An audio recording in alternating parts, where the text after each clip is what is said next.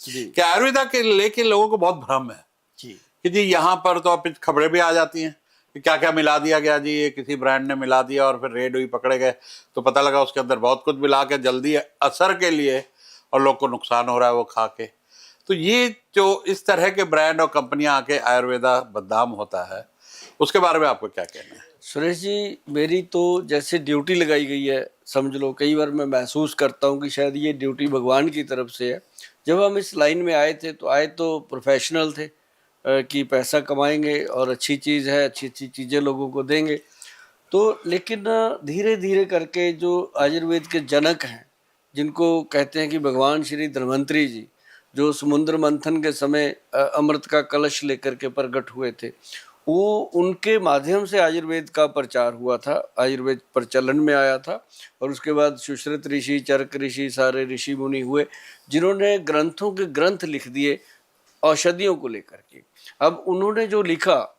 आगे चल करके क्या हुआ, धीरे धीरे धीरे धीरे दिमाग बदलते गए, लोग बदलते गए, ग्रंथों के असूल बदलते गए, ग्रंथों के रूल बदलते गए, लेकिन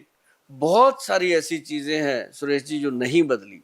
एक बात मैं सभी जो जितने भी आपके चाहने वाले हैं, दोस्त हैं, हमारे चाहने वाले हैं, हमारे मित्र हैं, सबको हम बता देना चाहते हैं कि जो आयुर्वेद है, इसको फिर से जो हमारा यूथ है, यंग बच्चे हैं, उनके दिल में जिंदा करने के लिए मेरी ड्यूटी लगाई गई है। और मैं ये सारी वहम भ्रांतियां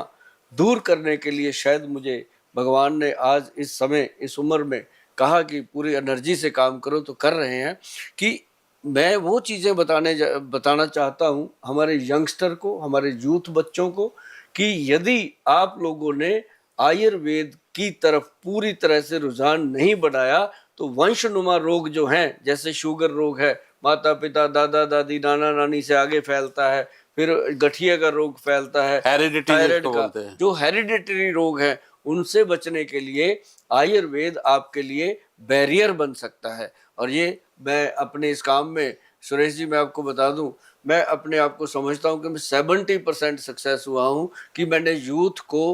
वापस त्रिफला पाउडर पे, अश्वगंधा पे, उस पे शिलाजीत पे वापस ला के खड़े कर दिया। कि उनको ये बताने की कोशिश करी कि जो शिलाजीत है उसमें बहुत मिलावट है, लेकिन उसको पहचानना कैसे है, बच्चे बच्चे को पहचान करवाई। आज मुझे पूरा गर्व है इस बात का कि मैं अपने देश को फिर से आयुर्वेद की तरफ मोड़ने का काम कर रहा हूँ, और वो मैं सक्सेसफुली करने की कोशिश कर रहा हूँ।